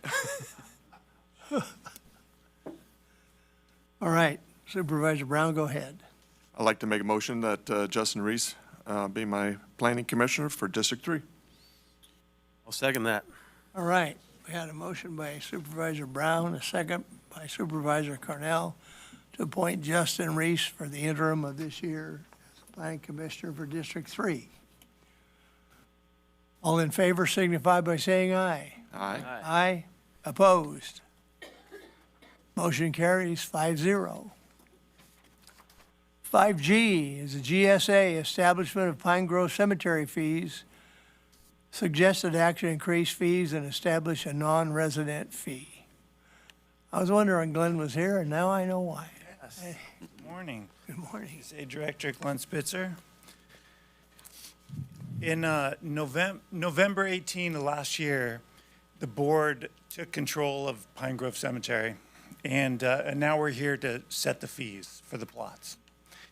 And we've got over 500 plots remaining there, and the two main issues from an accounting perspective is we've got the annual maintenance costs, the administrative and maintenance costs, which we estimate to be $16,000 to $17,000 a year. And then we've got the endowment styled fund. And that fund is supposed to cover the maintenance for the cemetery after the sales are finished for a period of 20, 30 years or so. We calculated that it should be, in today's dollars, between $280,000 and $380,000 to cover a period of 20 to 30 years. So that's ideal. Right now it's at 56, roughly 56,000. So ideally the plot sales will cover the annual expenses and bolster this endowment fund. And we're assuming that we're going to sell 3 casket plots and 8 cremation plots a year based on historical data and also based on trends. For example, cremations are more popular nowadays. The current pricing is $1,000 for a casket plot and $500 for a cremation plot. And based on the assumed sales, we're not even at half of what we need for the maintenance of the cemetery. So we need to bolster it. And we provided the comparable sale data. We think the market will bear $2,500 for a casket plot and $1,250 for a cremation plot. And with the assumed sales, that will get us coverage for the annual, the annual maintenance, and it will potentially also bolster the endowment fund, particularly if we add a $1,000 per plot price for non-residents, which I think is reasonable. And this way we're not at least eating into the endowment. I don't think, this is a 150% increase as it is. I don't think we want to go too much more than that, which would give us the ideal, and it may slow prices down too much too. We recognize that this could be a hardship for some residents, and so we also recommend establishing a process where an Amador resident can come to the board and ask for a discount, a hardship discount. And so what we're ultimately requesting is that we adopt the pricing that is set forth in the contract. It's the 2-page contract that we put in the packet. So if you have any questions. When we were trying to give this cemetery away or sell it, the roadblock was the endowment fund. Daenerys was interested right up until they saw that we didn't have that in place. And it's a legal requirement now, but it wasn't in the past. And so once you sell out all your plots, you have no money, but you have to maintain it for the rest of, well, I don't know, however long human bodies are sacred, 300 years or something like that. Yeah. So that wasn't in place, and so the county's sort of stuck with that right now. So apparently you're trying to fix that. Yeah, I'm trying to fix that within reason. My recommendation is not to, I don't think the market will bear kicking the prices up that high. And also that's an issue that's so far off in the future. 500 plot sales, we're talking decades out before we approach this issue. And a lot can happen in decades, of course. The endowment requirements are a little less strict for public agencies because, hey, we're on the hook and we have a lot more flexibility in our budget. There are very strict requirements for private cemeteries and others for this endowment. But I think that this is a good pricing to somewhat bolster it. And in really good sales years, we could see the types of endowment fund that we want. It's awkward talking about good sales years and this. It's horrible. There's also a half plot sale that's set forth in the contract. I didn't really even want to. For people shorter than 5'6" or something. Well, Never mind. Yeah, let's not even go Double there. stacker. You can't spend the proceeds from the endowments? Well, I talked this over with Tacey, and we're going to treat it the same way that that an endowment fund is treated. You protect the principal. Where we you can protect the use principal, and we bolster it to a point where that principal would support maintenance beyond Yeah. the sales, when the sales end. You got what, 250,000 in endowments? Well, yeah, so we assume a 3% inflation rate, a 5% coming in interest on the principal. And we calculate that in 20 years, you would need 280,000. In 30 years of maintenance, you would need 380 in that endowment. And that's in today's dollars, so. But if we don't do anything, we're just passing off another debt to our kids. Yeah, it's true. Right, like, oh, sorry, we didn't plan for this, here you go. Yeah. Yeah. Have you looked at what it's invested in, those endowments? That's a Tacey issue. You want to, they've got all the rules about. Who can be the fiduciary? Yeah, how and much you can- the safe investments, so. Question. Bonds. Oh, sorry. Yeah.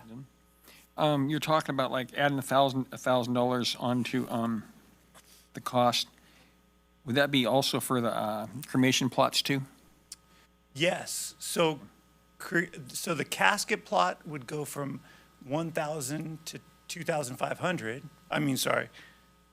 No, that's right, 1,000 to 2,500, so 150% increase. And the cremation plot would go from 500 to 1,250, so also a 150% increase. Okay. These plots, are they just single casket, or they stack them normally, or how's that? I'm just trying to curious on how that pricing works. So the pricing for, you can do a double casket. Yeah. And I think the pricing of that would be, let's see here.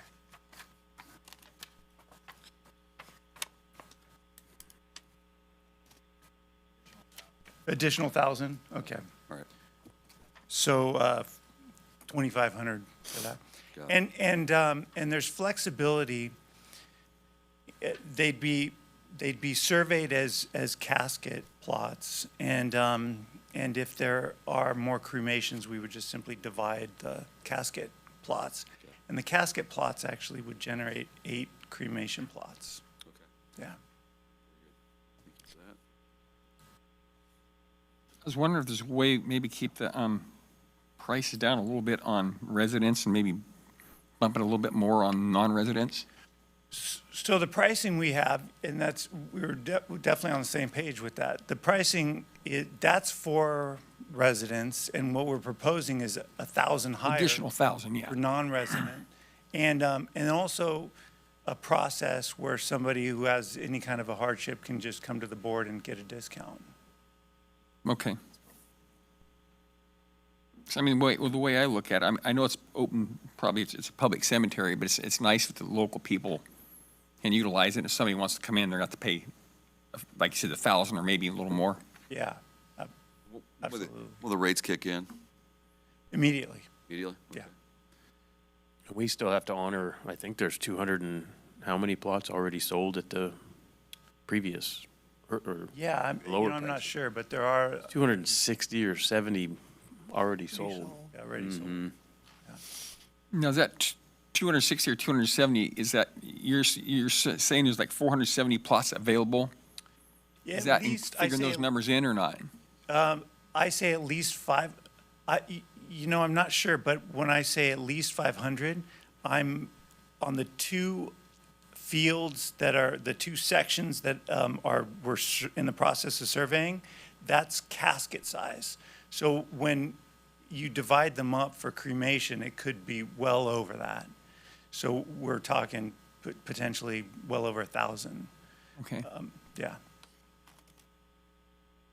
you thought, Glenn, about doing maybe the last pre-sale before the rates go up and maybe halfway between to get some cash flow going?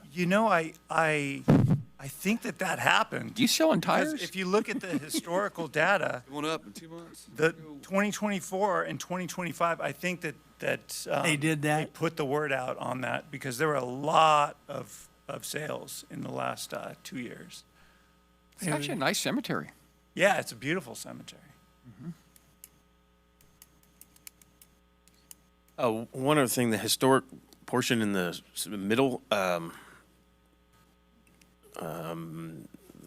was it? I had the email just pulled up.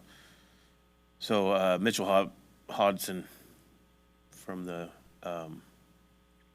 Historic Cemetery Board was paying Diane from Accra to maintain that, and they lost their person. So he's scratching his head trying to figure out how that historic center section is going to continue to be maintained.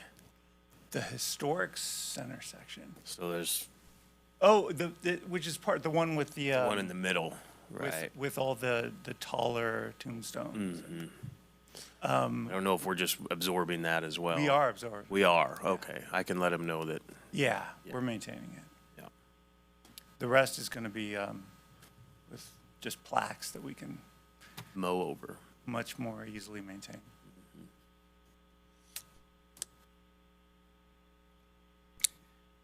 It's kind of a depressing subject, but any other questions? It fits in with everything else we've been talking about. Yeah.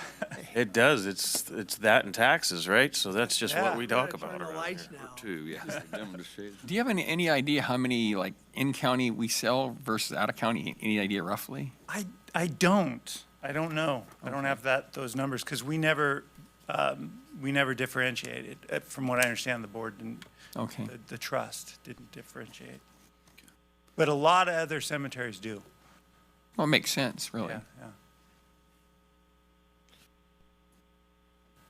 So would you be looking at, so for local residents, 2,500 for a regular plot, and 1,250 for a cremation plot? Yes. And then add on top both those $1,000 on both of them? For the non-residents.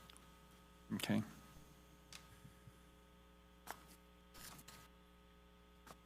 I think that'd probably work. On the casket plots, you might even bump it up 500 more. Possibly. You think that'd be getting out of the market? I don't think that would be a problem. If somebody's going to buy a casket plot, I mean, 3,000 doesn't seem, and if it does pose a potential hardship on someone, they can always come to the board and Yeah. seek a discount. I'm okay with maybe 2 or 2,500 for locals on the casket plots, and probably 12, 15 cremation. And if say there's a hardship, they can come in and bump it more for out of area Yeah. Okay. people. I think it is 2,500 already Yeah. for casket. Yeah. Yeah. Okay, I thought you were talking about increasing it. No. I was saying like maybe 2 or 2,500. 2,000 to 2,500. Oh, I see. But if you're saying there's a way for people to come in if they can't pay or having a hardship, I can see that. I would say maybe take the recommendation. I guess we haven't had a public comment yet? No. Yeah, we're still hashing it up around here. I'll wait then. Still think, Glenn, you might want to postpone that till the end of the year and have Okay. 8 months and meet them halfway in the middle. Yeah, we could do They that, get certainly. 1750, and we are a mature population Yeah. that So the thought is, Just trying to get the cash flow up. And Like a discount, 1750 and maybe 8 or 750. 750. That would cover maybe some of the hardship and some of the people who it's a burden on them if they want to prepay. Yeah, and if it's out of county, add $1,000 $500. on them, maybe. Maybe ask the paper to do an article on the sales event. Yeah. Yeah. We could have maybe an open house. Okay. So I've got the idea at 1750 until the end of this year and 750 for cremation plot. Okay. And publish the new rates so they'll know what they're facing. Yeah, yeah. Yeah, because 150 is kind of a harsh turn. Okay, do we need a motion on this? Public comment and then motion. Public comment, I'm working. Motion, yes. Okay. Any public comment? Any Zoomers? No, sir. All right. Bring it back to the board. I make a motion that we adopt the presented new Pine Grove Cemetery fees on a graduating scale, that they would take place as of January 1st, 2027, and be increased, what, by 50% in the interim? Is that what that was? We said 1,750 for caskets and 750 for cremation plots Okay, so for the rest of this year. for the rest of this year. And then these proposed fees would take effect January 1st, 2027. Was there going to be also an additional cost on out of county residents? 500. The 1,000 would be from day one. Okay, additional. Yeah. Yes. Is that part of your motion then? That'll be part of my motion. I have a question for clarification, and I don't know if it matters, but so you're talking about the total amount, but the way you have it priced out, it's like there's a plot and then the perpetual maintenance together, and those two together. So does the board care how that total is divided up? Because you're just getting the total, but as it's broken down, it says cremation plot is 750 plus an additional donation of 500.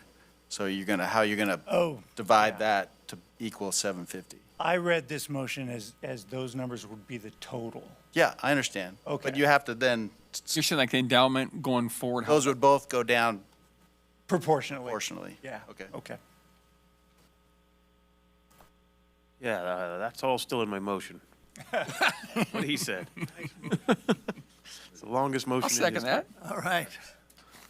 We had a motion by Supervisor Cornell. Maybe we ought to have you repeat that for us. I think he's got it. And a second by Supervisor Oneto. All in favor signify by saying aye. Aye. Aye. Opposed? Motion carries 5-0. Item 5H. Thanks, Glenn. Thank you, Glenn. Review and possible approval of September 23, 25 and October 7th, 25 Board of Supervisors meeting is amended March 24th, 26, Board of Supervisors minutes, and March 31st, 2026, Board of Supervisors special meeting minutes. This is just fix clerical errors. Thank you, Mr. Chairman. Yes, it was brought to my attention that the minutes, the draft minutes from September 23rd, 2025 and October 7th, 2025 were noted incorrectly and approved at those meetings. I went back and listened to both meetings and made those changes to the minutes that are in your packets, with the initial approved minutes first and a clean version listed right after that for the September 23rd and October 7th, 2025 minutes.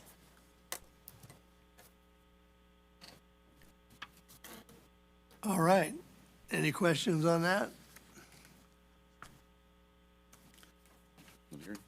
Any public comment? Any Zoomers? All right, we'll bring it back to the board.